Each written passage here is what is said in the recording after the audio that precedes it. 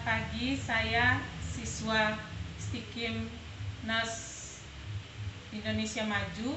Di sini saya akan melakukan pemeriksaan fisik antenatal care.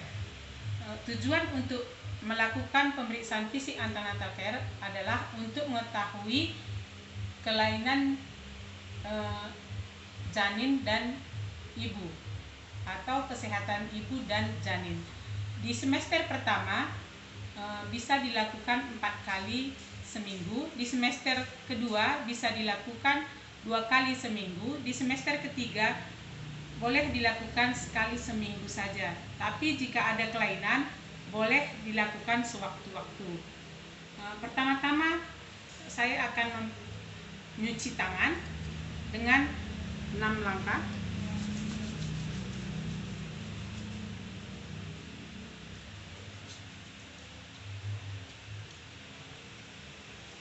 Dan setelah itu kita akan memperkenalkan diri kepada ibunya. Setelah kita perkenalkan diri kita dan untuk melakukan tindakan, ibu, kita akan melakukan pemeriksaannya ke ibu. Bagaimana keadaannya? Nama saya Suster Marimelda. Saya akan melakukan pemeriksaan ke ibu ya. Apakah ibu bersedia? Ya. Pertama-tama kita akan mengukur lingkar lengan si ibu.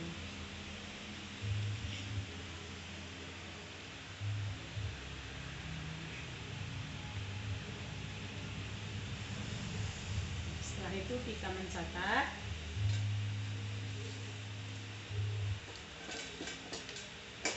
Dan kita mengukur tanda-tanda vital si ibu.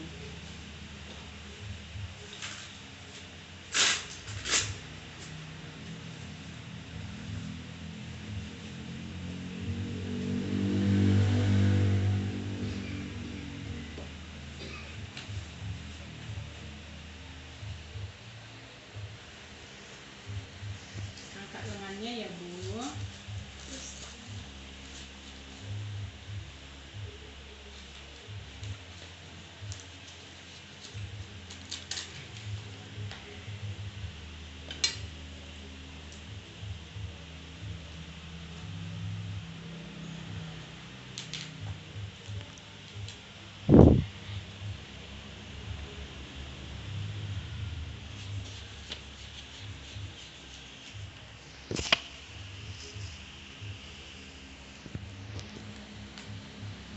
Nah, tensinya bagus ya Ibu, 100/70.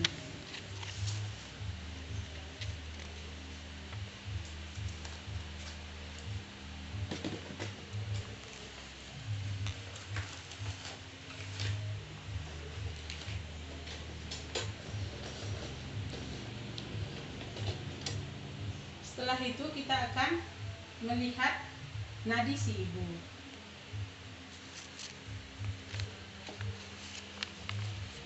Dan pernapasan si ibu. Kita kalikan 1/4 kali per. Setelah itu kita akan melakukan pemeriksaan dari ujung rambut sampai ujung kaki si ibu. Pertama-tama kita akan melihat rambutnya apakah berwarna hitam atau berwarna merah, karena kalau orang Asia biasanya rambutnya warna hitam. Apakah ada kerontokan atau banyak ketombe. Setelah ke rambut kita akan ke alisnya, bagaimana bentuk alisnya, simetris atau tidak. Setelah itu baru kita melihat ke matanya dengan bisa memakai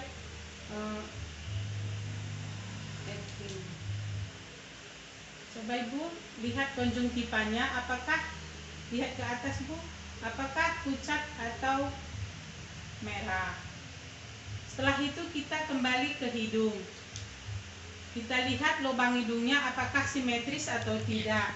Dan kita lihat apakah hidungnya, maaf ya Bu, apakah hidungnya kotor atau tidak. Setelah itu kita ke mulut. Kita suruh ibunya mengeluarkan lidahnya. Coba Bu bilang A, kita lihat di mulut bisa dilihat lidahnya apakah kotor ataukah ada karies di gigi atau apakah ada sariawan. Setelah itu baru kita lihat ke bibirnya apakah pucat atau tidak. Setelah itu kita lihat ke telinganya. Kita bisa memakai senter. Kita lihat apakah simetris, kotor atau ada kelainan. Lihat, boleh ibu miring. Begitu juga dengan telinga yang satu lagi. Setelah itu kita lihat lehernya dengan merabanya, apakah ada tiroid atau kelenjar. Ya, tidak ada ya. Setelah sehat ya Bu, kita lihat untuk selanjutnya. Kita lihat ke dadanya. Maaf ya Bu, kita buka bajunya. Kita lihat ke dadanya, apakah sampai ke payudaranya, apakah simetris atau tidak, dan lihat areola mamanya apakah menonjol atau tidak. Jika ada puting susunya masuk, kita bisa menyuruh ibunya untuk masak setiap mandi untuk mengeluarkan puting susunya. Setelah itu kita mengajarkan ibu juga untuk membersihkan areola mamanya, untuk nanti bagaimana agar setelah melahirkan bisa mendapat ASI yang baik. Setelah itu kita ke perut ibunya. Kita lihat perut ibunya apakah ada apakah perutnya simetris, dan kita bisa mengukur tinggi fundus uterusnya dengan meteran. Kita lihat dari simfisis sampai teksnya.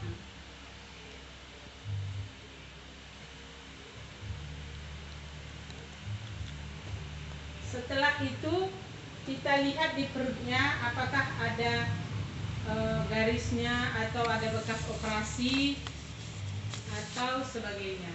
Setelah itu baru kita ke vulva hygiene. Setelah itu kita lihat kakinya. Di sebelumnya saya sudah kirim pemeriksaan Leopard. Setelah itu kita lihat tungkainya, apakah ada pembengkakan atau tidak.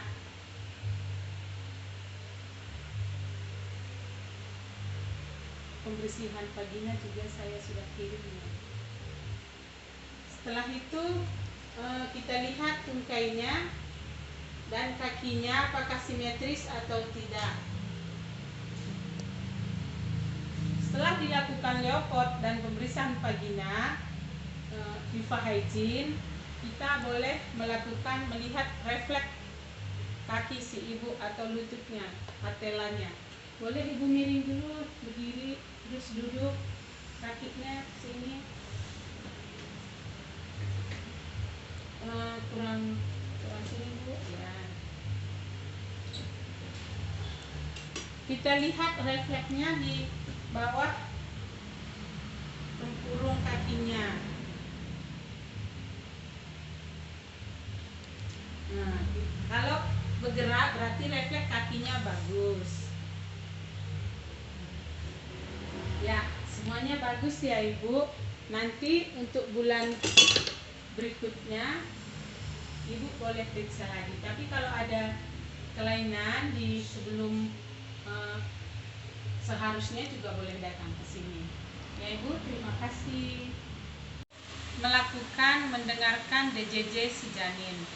Setelah kita tadi melakukan palpasi, dan tadi ibu ini adalah buka. Jadi punggung si bayi itu berada di bagian perut kanan si ibu, sehingga untuk melakukan mendengarkan DJJ kita mendengarkan di bagian kanan si ibu. di punggung si bayi. Jadi ibu kita suruh untuk meluruskan kakinya dan kita mengarah ke kaki si ibu. Caranya begini. Dan sambil kita melihat atau memegang nadi si ibu dan kita membedakan denyut janin si bayi. Caranya kita melihat ke kaki si ibu.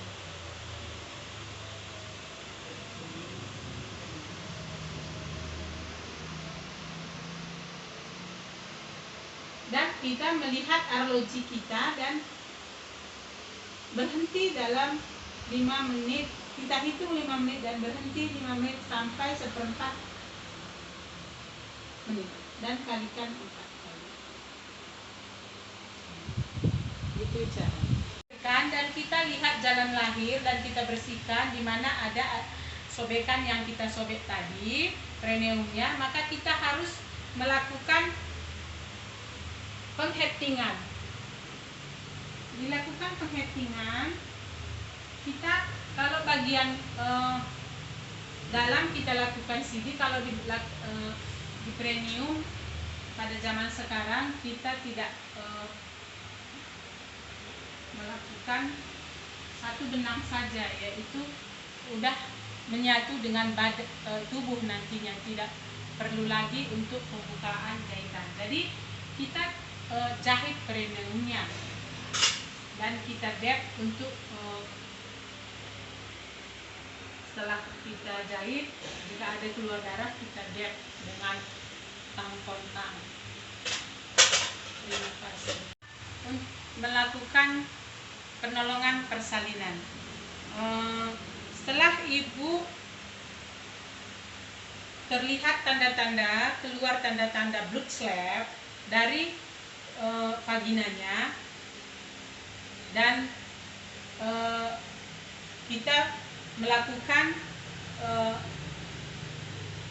VT, pemeriksaan dalam, kita harus memakai handskun yang bersih. Kebetulan di sini kita anggaplah udah pakai handskun ya, karena di sini nggak ada handskun.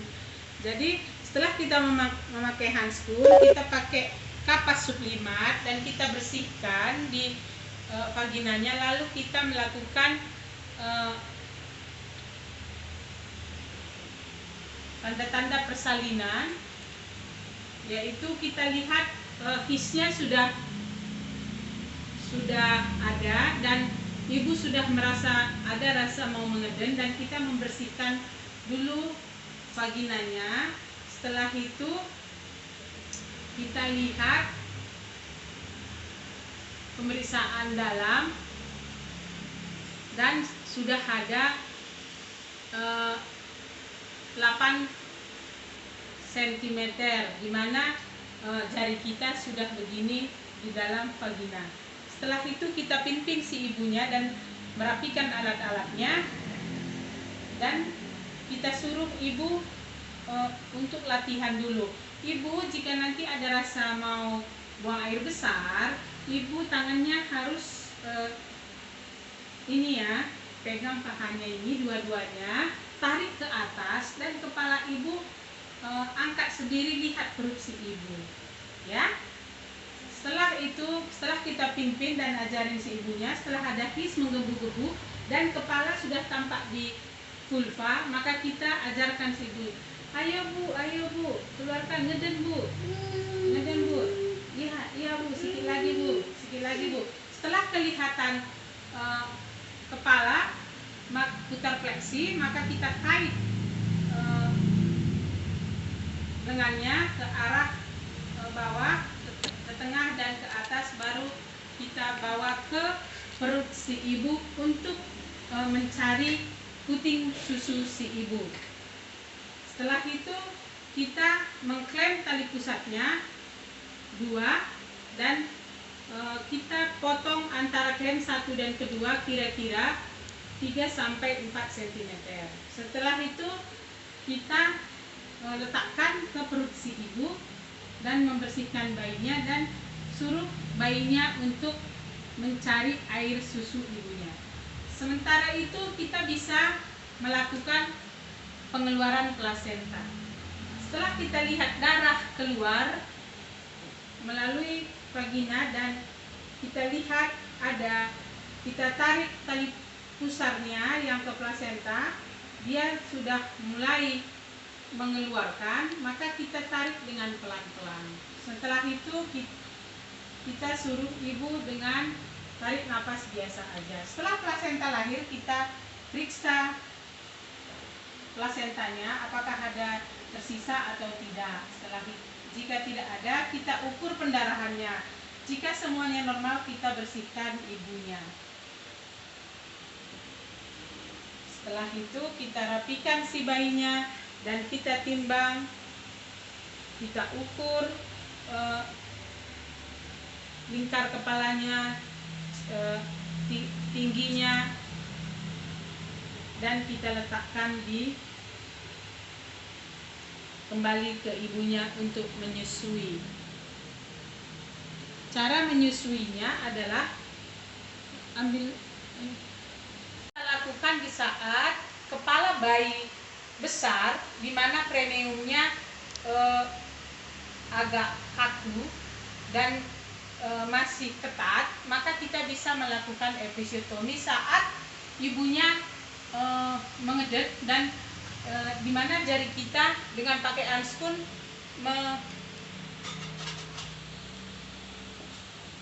menghalangi kepala si janin dengan caranya begini, di areolanya itu, di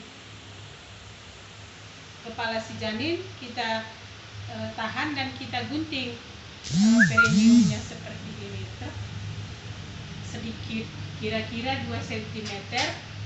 Setelah itu baru kita pimpin untuk melahirkan. Udah. Menyusui si bayi. Gimana cara memegangnya? Ya, kita menyerahkannya ke ibunya. Ini ya Bu, kepalanya tetap di sini, di ibu, dan payudaranya mengarah ke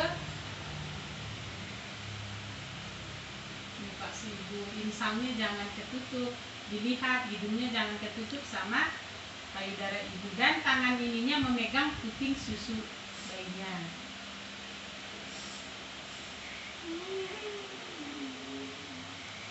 Ya, sudah.